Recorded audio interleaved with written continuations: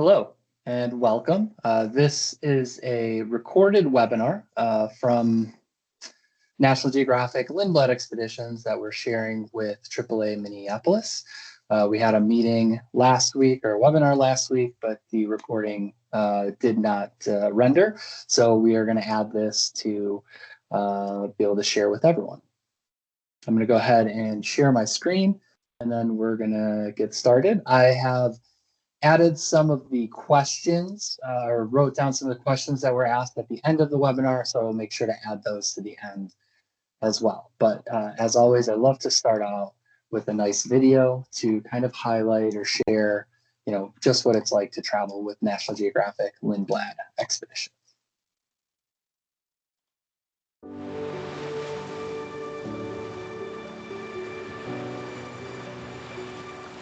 Close your eyes and imagine a place where nature writes the story.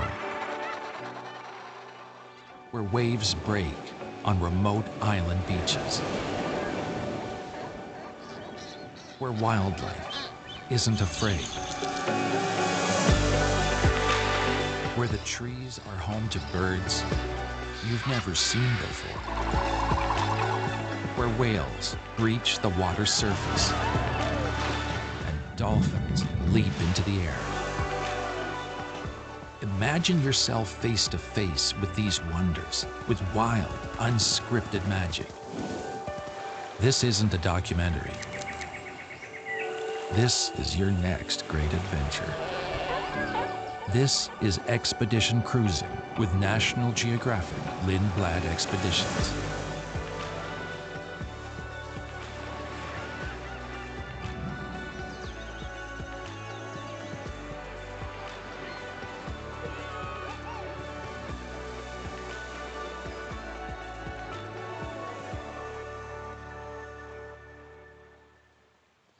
So our goal is to put you in these types of positions day in and day out of all these amazing voyages. My name is Darrell Wyatt, and I'm the Regional Sales Director of the U.S. Central Region, and my main job is to work with our travel advisor community to help educate them on the product, share information so they can help you come to or help you find the kind of voyage of a lifetime, some amazing opportunities. With AAA, we have a member benefit, so you will receive a $100 onboard credit per person, and this is going to be applicable to the ships that National Geographic Lindblad Expeditions owns, and I will showcase those a little bit later. Our focus is always going to be on how you see these destinations, so we really want to provide you with up-close, intimate experiences, providing full detail of everything that's going on around you. And this really dates back to 1966. So we are celebrating an anniversary, and that is Lars Erik Lindblad taking the first private citizens to Antarctica. He's kind of known as the father of ecotourism, really had a passion for exploring different regions and opening them up to travel for people so they could in turn become stewards for conservation and preservation. He passed this along to his son, Sven, who started Lindblad Expeditions, back in 1979. But we've had some really wonderful opportunities. So besides Antarctica having the first private citizens that Lars Erik Lindblad took in 1966, he did the same thing again in the Galapagos in 1967. And so while we weren't the first necessarily to the Arctic, Baja, or Alaska, we still have quite the legacy and expertise when traveling to some of the world's most remote and unique regions. We began our relationship with National Geographic back in 2004, and we've now extended that relationship through at least 2040. Part of it is because we have similar values. We want to focus on education, a more natural approach. And so it really works when you're traveling to many of these regions, focusing on history, culture, and of course, wildlife. You may be asking yourself, who are these expeditions for? And truthfully, there's really no one size fits all when it comes to the National Geographic Lindblad Expeditions voyage. We allow ages from 1 to infinity on board, and we often have a nice mix. So depending on what you're looking for, we've got some really great experiences. These are definitely opportunities to share what you're seeing, what you're doing with friends, with families. So we love having groups, multi-gen. And another area where I think we do an excellent job is with solo travelers. So on 7 of the 12 ships that we own, we have dedicated solo cabins, anywhere from 3 to 14. These are all going to be priced as a solo, which is usually just a little bit above what you would be paying if you were sharing a double occupancy of a similar category. And so these are very, nice rooms, but it's a great opportunity because of the small size that we're traveling. And then we've just added a recent offer. So we're going to kind of update a voyage list with what we're calling a waived solo premium. Now, this could include voyages where it's in a solo cabin, but this could also be on voyages where we don't have dedicated solos, so you would actually not have to pay that double occupancy, that full rate. So if you have questions, you'll be able to contact one of the local AAA Minneapolis advisors and chat with them.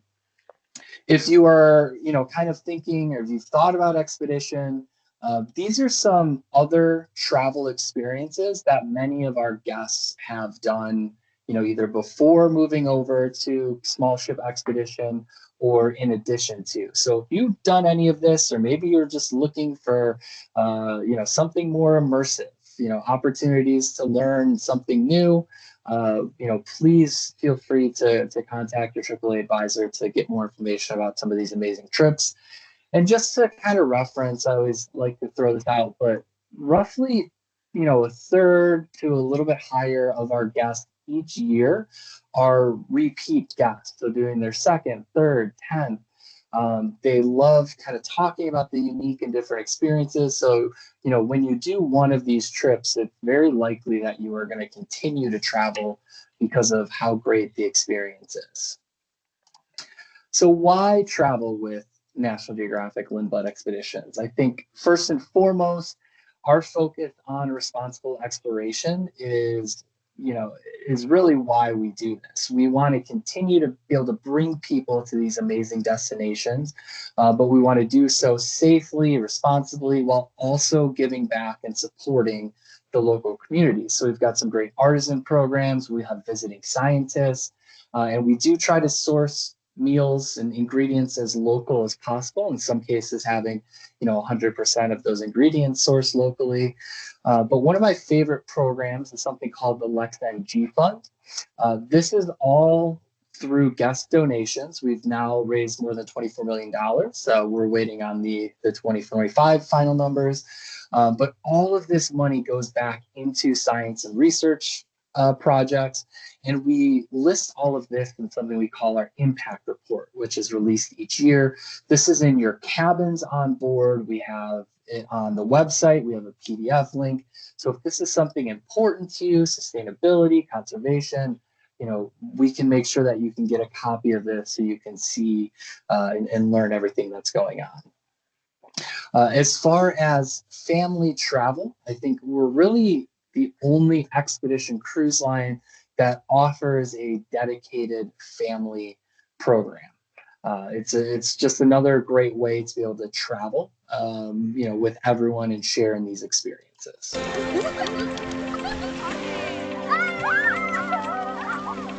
We know that young people learn best when there's a positive emotional experience while learning. I am a certified field educator and a naturalist for National Geographic and Lindblad Expeditions. My role on board is to take these young people and expose them to nature and wild places and allow them to come together as a group and develop observation, communication, collaboration, and problem solving, and then take that experience back home with them. One came up right in front of me. I was blown away. It was the most incredible thing I've ever seen. It was really special and I've never seen anything like it before.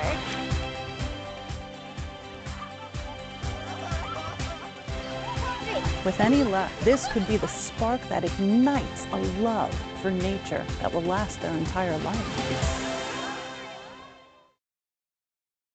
So while we're family friendly across the fleet, this program specifically is offered in our 5 core regions. So National Geographic Explorers and Training.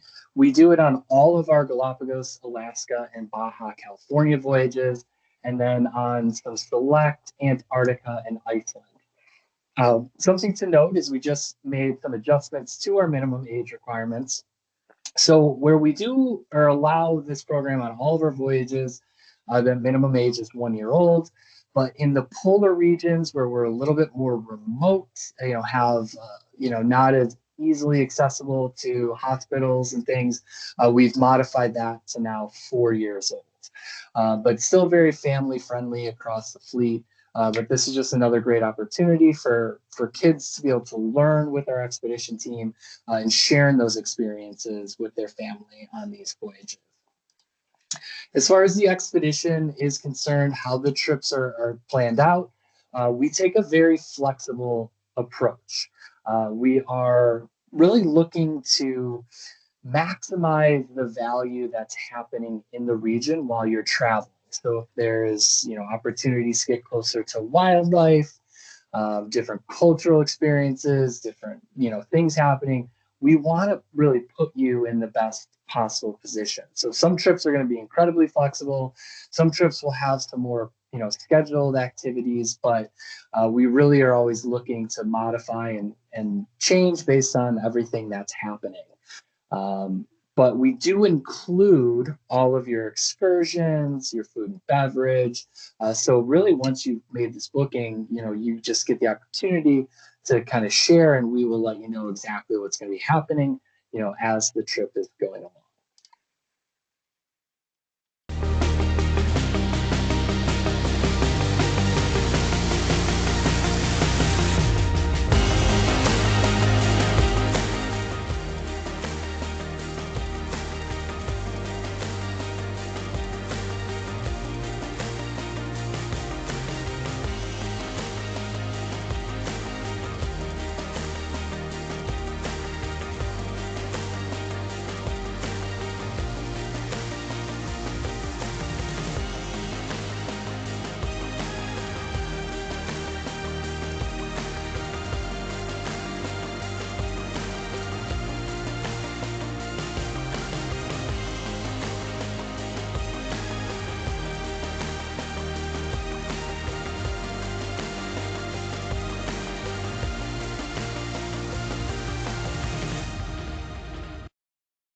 So really the night before we'll do these briefings and recaps where they'll let you know kind of what to expect. And we're certainly working on, more things behind the scenes, but what your day is going to look like, what the activity level is, what we're going to be doing, because we want to make sure that everyone is participating, if they would like to, but also doing activities that kind of fit with their fitness levels. So there will be some activities that are maybe a little more rugged, a little bit longer, maybe involve more elevation change, but we certainly want to ensure that everyone can participate. And so I really like to showcase a couple of quick videos, because a lot of people don't realize that they can do expedition. If you are able to, walk the length of a football field and be able to go up and down stairs in some capacity, we're going to really have options for you.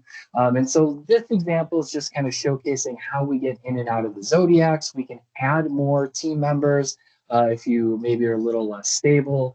And then in this kind of loop, it's just going to showcase basically the 2 ways we get off the Zodiac. So there's either what we call a wet landing, where you kind of swing off, or, a dry landing is where, there's some sort of dock or area that, you're not stepping into the water.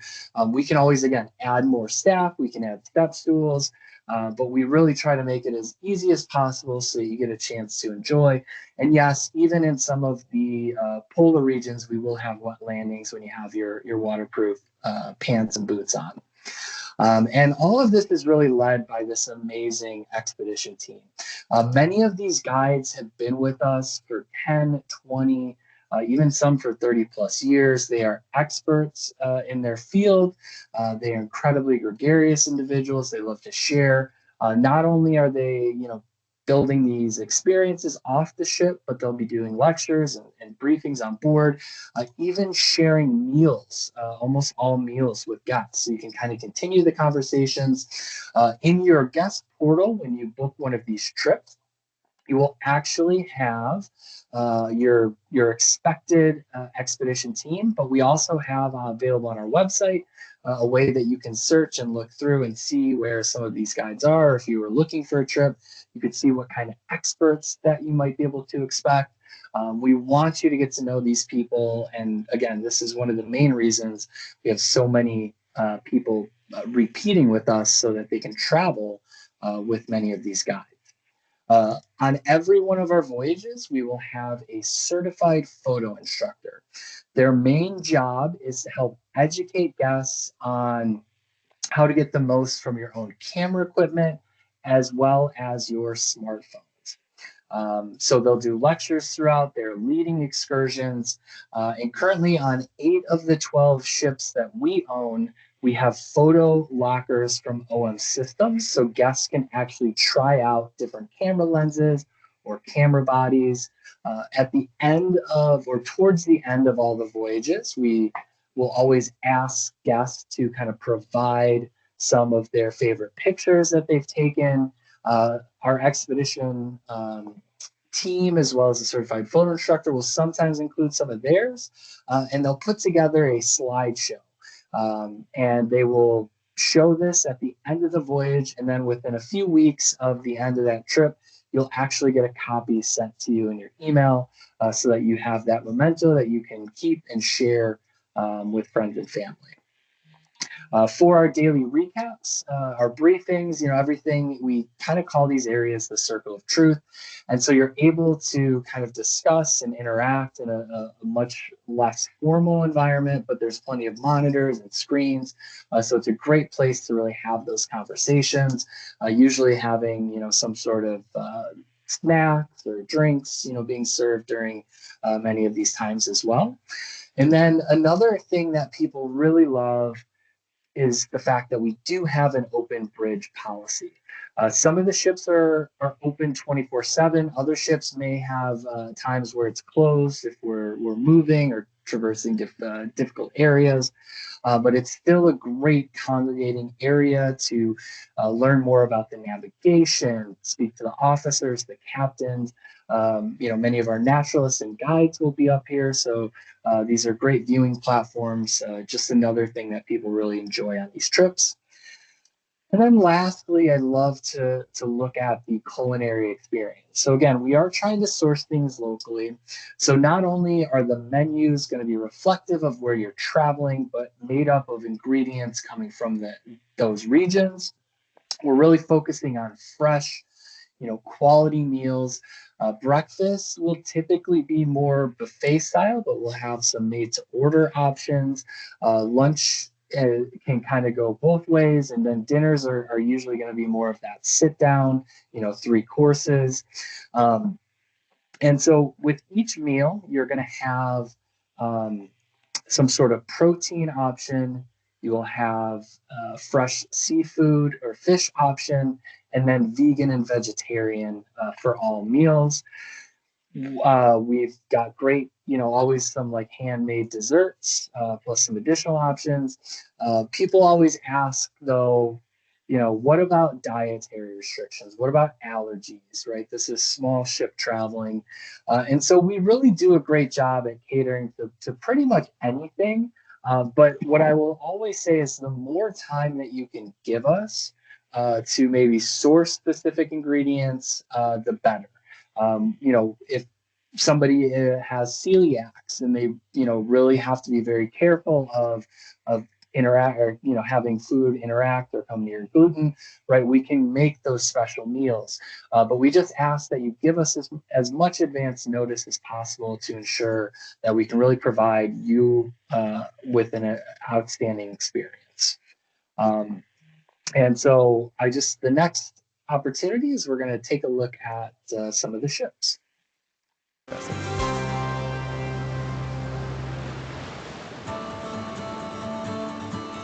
My name is Martin Grasser. I'm the captain of the National Geographic Resolution, which is one of the very few Polar Class 5 A-class ice-breaking cruise ships in the world. The National Geographic Endurance and the Resolution are very innovative ships. Ice classes are defined by 4 major things. Hull strengthening. You need a strong, powerful hull to actually push through ice. You also need a certain amount of propulsion power. That's why icebreakers are high-powered ships. Then you need to reinforce your rudders and propellers because they have to be able to withstand impact. And then finally, we are talking about polar surface temperature. The lower the polar surface temperature, the higher your ice class has to be. Polar Class 5 ice rating actually allows us to operate year-round in polar waters and to come earlier, to leave later in the polar regions, to go further, to go away from the crowds. Not only that we see ice and we have that excitement to push through ice and get the real experience of being in a polar environment, but we also see much more wildlife because the wildlife is hanging out on the ice. I love showcasing those 2 ships, the Endurance and Resolution, because when it comes to polar expeditions, there's only one ship operating any sort of tourist trips that has a lower ice rating, which in that terms is better. But that ship, where it's more powerful because it's got stronger hull integrity, our ship is more powerful based on the engines. And so when it comes to the kind of the whole package, I really don't believe that there's any ships operating any sort of polar expeditions that have the same capabilities that the Endurance and Resolution have. And so they're 2 just absolutely stunning ships to be able to travel on. But overall, we own and operate 12 ships. We'll have 2 that are retiring here at the end of the year. But all of these ships are purpose-built for the areas that they are traveling to. The largest here is 148, and the smallest is 16. You can see the majority are going to be 100 passengers or less, but just really giving you so much great access.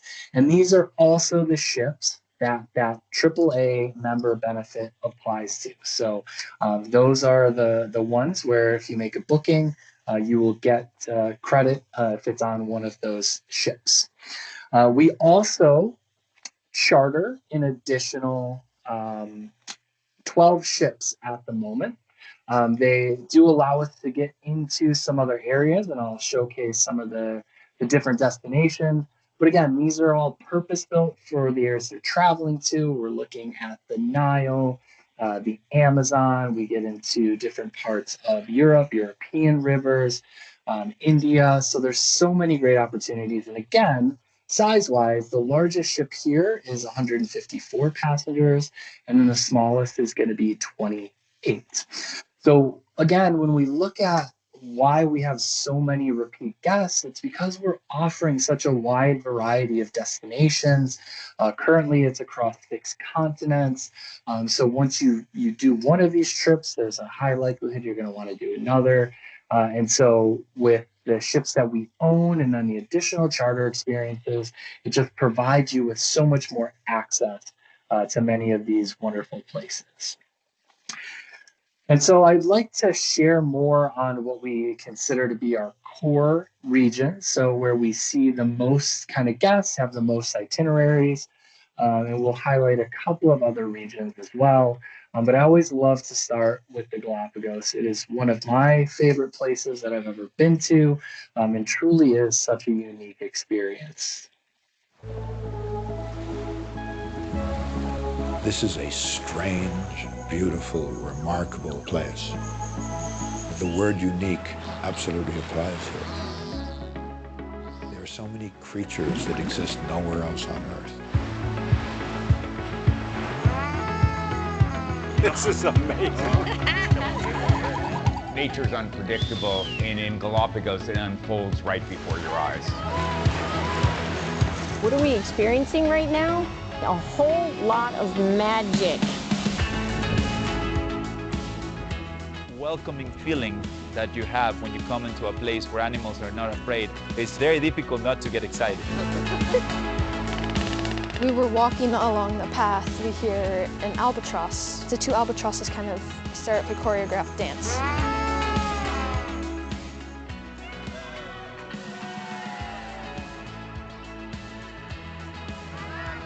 It will never leave you if you go to the Galapagos Islands. You will have stories for the rest of your life, I promise you.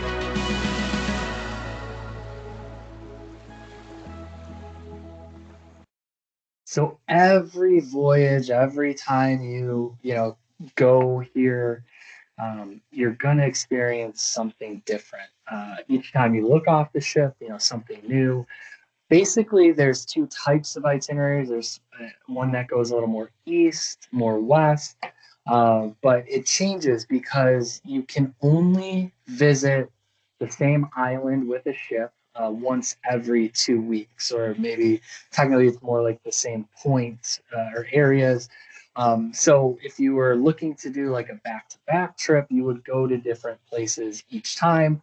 And for us, we actually have the most capacity in the Galapagos. So we operate 4 ships basically each week of the year. They've got an itinerary going. Again, they range in size from 96 down to 16. That 96 passenger is, definitely usually features the most family opportunities, is a very premium ship. If you're looking for something a little more luxurious, right, that's where those 48 passengers get to. And then if you wanted to take like a small group, a family, you wanted to really kind of have a much more private experience, that 16 passenger National Geographic Delfina is a really great opportunity. This will be our most active destination in terms of amount of activities, because you're usually going to do anywhere from 3 to 5 with, different walks, hikes, zodiac rides, snorkeling, kayaking, stand-up paddle boarding. We just want to kind of give you multiple opportunities throughout the day. And it's just such an incredible opportunity because the wildlife developed and evolved over time without any human interaction. And so when you're out there walking amongst the wildlife, they really don't have any fear of you and really don't care that you're there. So you can take these really amazing photos. And basically, we operate 2 types of itineraries. There's what we call exploring Galapagos, and then there's wild Galapagos escapes. The longer voyages are a total of 10 days. You get a pre and a post hotel night in your choice of Quito or Guayaquil, and then you are on the ship for 7 nights. The wild escape, basically you get the same pre and post, but then it's 4 or 5 nights on board. Basically, that's operated by one ship throughout the year, and it's going to flip-flop next year when the National Geographic Gemini takes over that route for the National Geographic Islander 2. Now, the other thing that you can do here is you can add on an extension for Machu Picchu and Peru. So depending on what you're looking for, you can go anywhere from 7 to 16 days in this really amazing region. The next destination, which is one that is close to home, is Baja California. So again, we've been operating in Baja since 1981. And it's such a special place for us because it really is one of the best ecosystems that North America has to offer, with diversity in wildlife, different whales, dolphins, fish species. And so we do some really amazing trips in the area. It's also close to home. So if you were looking for something different, in that, January to March timeframe. As we're hoping that winter will end soon, but we need to kind of pick up some sun. This is a really nice trip and opportunity. One of the highlights is always going to be Magdalena Bay. So when we visit that area on the Pacific coast side, we have these potential interactions with the gray whales. So they're doing their birthing in Magdalena Bay, and at this time of year, they're quite friendly and curious.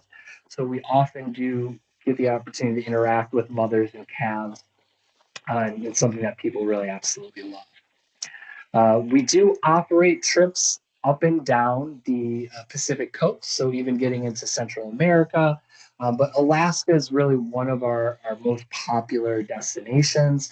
And again, we're operating very differently from many of our competitors in the region. They're in the middle.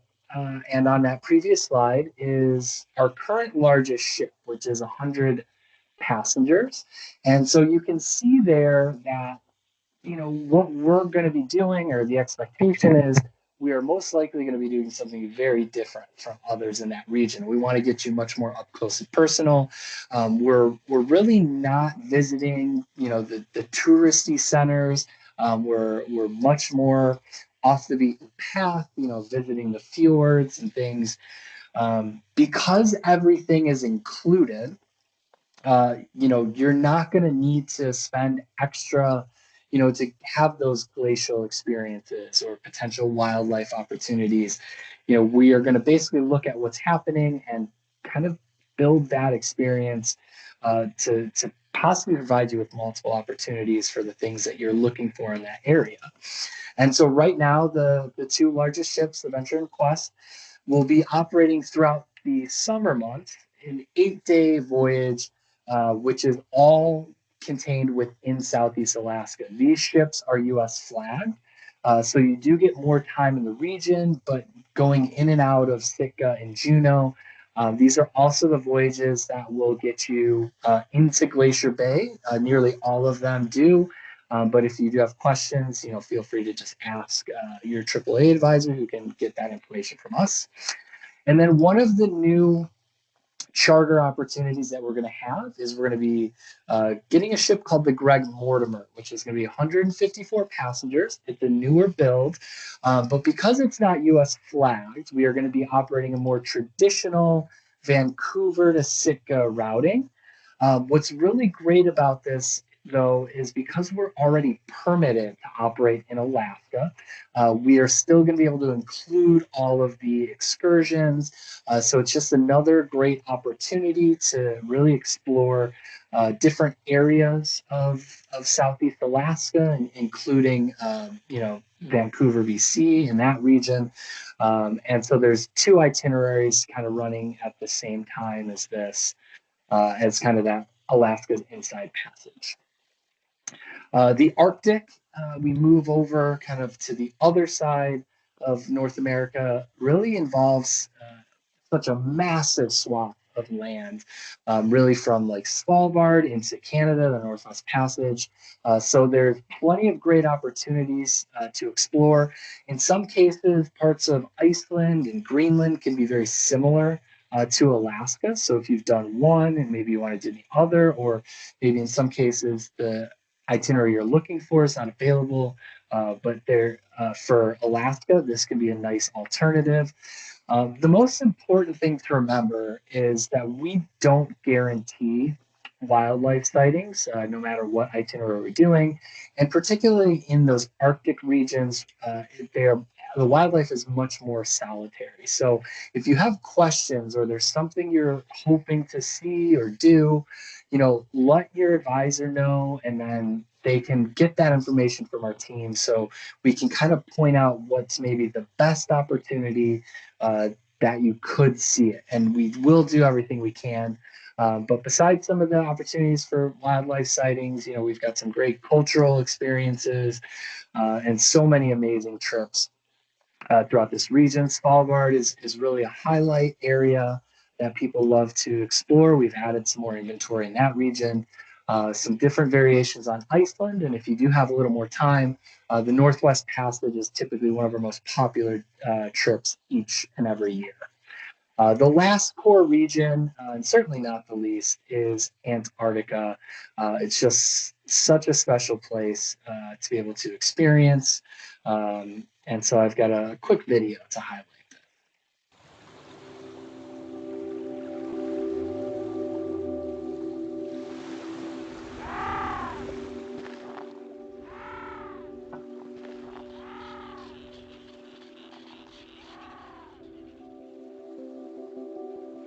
Quite hard to describe Antarctica for someone who has never been there. It's just massive. The ice is massive, the vistas are endless, the mountains are huge. The wildlife is vibrant. Colonies of penguins, seals. And just unlike anything you could possibly find on planet Earth.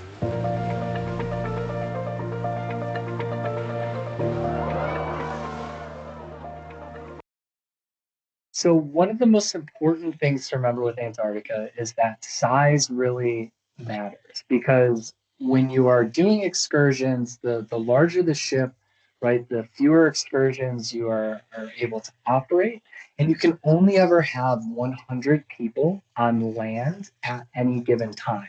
So if you've got 200, 300, 400 people you're traveling with, that is going to limit the amount of time you have access.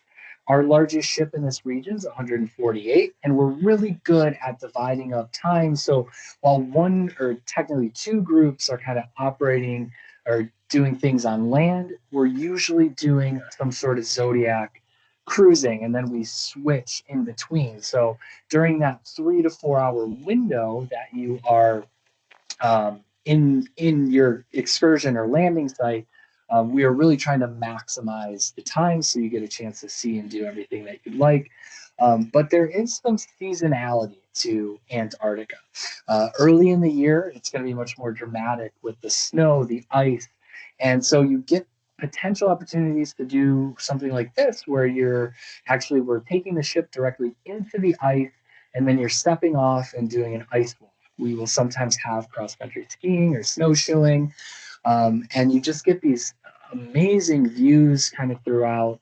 But later in the year, as we get to Christmas and to the new year, that's when the baby penguins are being born. And so that's typically a time where most people want to travel in that area. But we're able to make two landings or do two landings per day.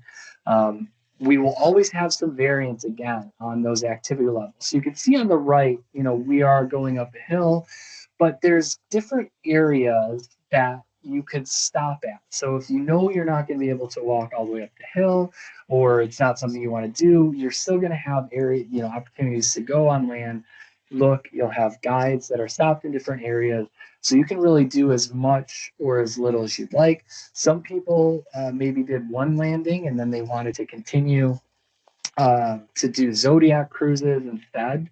So they wouldn't get back on land, but they'd still be able to see and do things.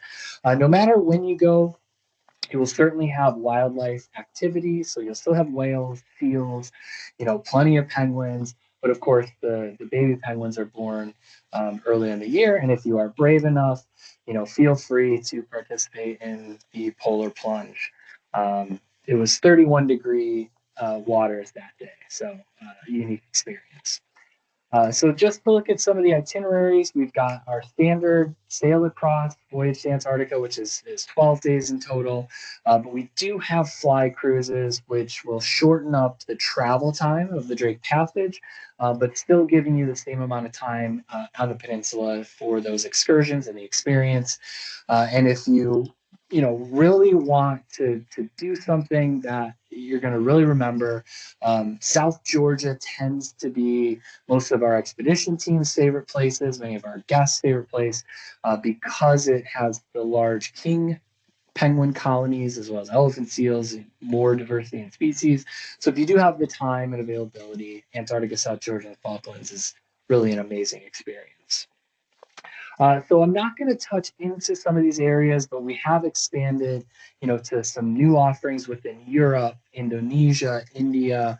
And so if you are looking for some other opportunities, traveling in small size, we've got some really great options to take a look at. And so I'm going to wrap up this portion and then get to some of the questions that were asked on the previous video. But, as you're looking, please feel free to contact your AAA advisor to get more information on one of these truly outstanding experiences. Okay, so one of the first questions was about, is there a good time or best time to book in something like Alaska or Galapagos? So we are currently open. Our schedule's open into March of 2028. It's in your best interest to book as soon as possible because pricing typically only goes up as we get closer to the itinerary. But you can find options into 2028. We launched our itinerary, our deployments in early July of last year, and we're hoping to move that into June. So that should give you some, if you're looking for maybe those late 28 or early 29 voyages, which is hard to say at this point, those will be going on sale, hopefully early summer. So if it's something that you're looking for, that's a great option. The second question was about the Drake Passage and, is it easy to go through? People have seen the videos. And so roughly 75 to 80% of the time, the Drake Passage is actually relatively calm. And so you really don't have too many waves or option or shaking. So it's really not too bad. You do have opportunities where it does kind of pick up, but our two ships that do the main voyages across the Endurance and Resolution, again, with their capabilities, we're often able to kind of take alternate routes so that the waves are going more to the sides of the ship to really allow those stabilizers to work. So you're not going to have as much of the up and down. Now, if the weather's looking bad in a lot of cases, other ships might not be able to leave port, so you may try to avoid it. But if you are out in the Drake Passage and Mother Nature decides that it's gonna give you some big waves, you're basically just gonna have to kind of deal with that. But that's a very rare occurrence when it comes to the Drake Passage. The next question was regarding some of the ages on board. Were there adult-only options? So when it comes to our expeditions, technically kids are allowed on every one of the trips. Of course, they have to meet the age minimum. So while 1 year old is for many of the ships that we own, 4 year olds is for 4 years old is for the polar regions. Some of those charter ships have ages that minimum ages from like 2 up to 8. So it kind of depends on where you're traveling. The longer the voyage, usually the fewer kids we're going to see, just because they don't have that the opportunity to be out of school for that long. And then the other thing, though, is we have the ability to see age demographics from 21 to 1 in our system. So if you are, wanting to travel with your family, you have got, kids, you can take a look, or, you can have your advisor ask us and we can get you information on, what kids are currently booked and what those ages are, in kind of a category of 5 years. So that way, if maybe you have some flexibility or you wanted to see, if there are other kids of similar age, you could check that, when you book, and then you could always get that information later on. So there are some good opportunities there. We don't have anything that is just adults only, but the other thing to note, many of these kids who are traveling are much more well-traveled, better behaved. So it's not, experience where you've got, 1,000 kids running around. It's definitely on a much smaller basis. We had 2 more questions. And so the next one was kind of asking about visas and some of that information. So we do handle a lot of like park entrance fees, things like that. But if there's additional requirements, we do kind of note things that you are going to need to do, and then of course you want to work with your AAA advisor to be able to get more of that information, and they can help you. But you get a great portal with additional information. So in some cases, we handle certain things, but in others, you may have to work with your advisor to get a little bit more. And then lastly, there was a question regarding insurance. Is it mandatory? Can you book it through us? All of that. And so in some areas, there is mandatory insurance. So, if you're going to Antarctica, now Argentina does require visitors to have travel insurance. So it is something that you're going to do. Plus, in some of those cases, you're definitely going to want to have insurance, particularly if you're doing like fly cruises. You can book insurance through us, so it would be all kind of packaged together. I know AAA has options. I always recommend to take a look at what coverages you are needing, what you're looking for, and then finding the best option for you. And so there's plenty of different options there. Again, I really wanted to thank everyone who was available last week when we did this live. Unfortunately, that recording didn't render, and so this will be available. If you have questions, please reach out to your local AAA advisor. We look forward to having you on a National Geographic Lindblad Expeditions trip in the near future. Thank you so much.